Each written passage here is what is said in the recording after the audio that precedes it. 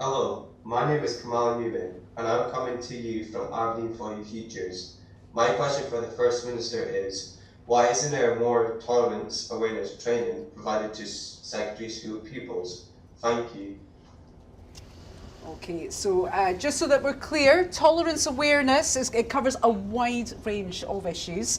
Essentially, we're talking about an awareness of differences of race, religion, whether or not you're LGBT or so on, just simply being aware of these differences around us. So First Minister. Well, firstly, thank you to Kamal if he's watching. Thank you for your question. The issue of tolerance awareness, of making sure that people are tolerant, don't discriminate, don't indulge in bigotry, that is already a core part of the school curriculum for excellence. It's embedded in what young people should be taught in schools.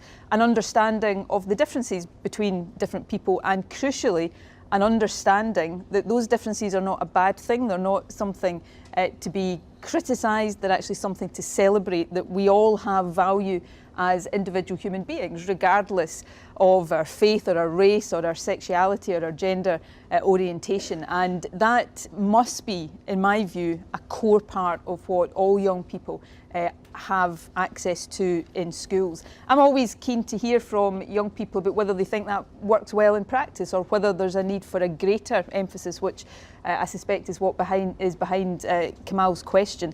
Schools are central to that, but of course that should run through all of society, all of us, whatever position we hold, whatever place in society we hold. I think there's an obligation in all of us to make clear that everybody should be valued, and discrimination and intolerance is not something that we should put up with.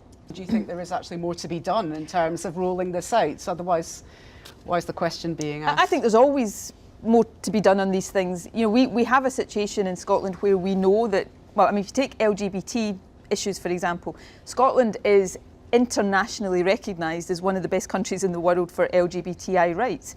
But we know that there's still homophobic bullying in schools. So we set up a working group spurred on by the Thai campaign, which many of you will have heard of, to look at what more we need to do in schools to tackle head-on homophobic bullying. So yes, I'm absolutely of the view that there will always be more we can do around this, and we should never ever shy away from that.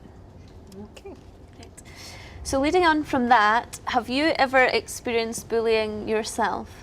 Yes, I went through periods at school of being bullied. I wouldn't say it ever got to a really serious level that made me unable to go to school or scared to go to school, but I had experiences in primary school where it certainly was sufficient at one stage to involve a teacher. So, I think many people will have those experiences, and what's good, I think, is to be able to be open about them and to come forward about them.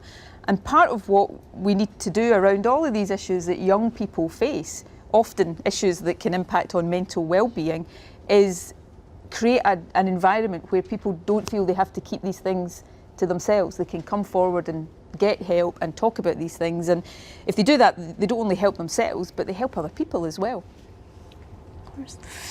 And did you enjoy your time at school? I loved school in the main, yeah. I think I probably enjoyed primary school. Sorry, the other way around. I think I enjoyed secondary school more than primary school. But by and large, I loved my time at school. But looking back on it, I think it's like any other period in your life. You'll go through times where you love it and it's great. You jump out of bed in the morning. Well, maybe that's exaggerating. And you look forward to going to school. You'll probably also go through periods where there's things happening and you maybe don't feel as happy. And what we've got to do is, for young people, is not to try to pretend that at any stage in life it will always be plain sailing, but try to address issues and help people when they encounter problems as much as possible.